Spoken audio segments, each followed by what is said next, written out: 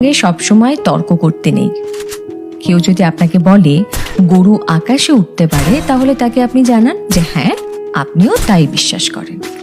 কারণ সবসময় সবাইকে ঠিক ভুলটা বোঝাতে নেই, সবাইকে এক্সপ্লেনেশন দিতে নেই।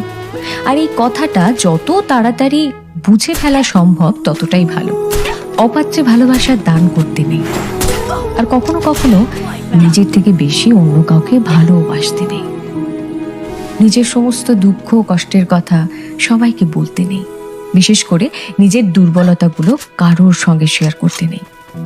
কিছু জিনিস একটু ব্যক্তিগত রাখা দরকার। হাত পেতে কখনো ভালোবাসা চাইতে নেই, কারোর কাছে প্রায়োরিটি চাইতে নেই।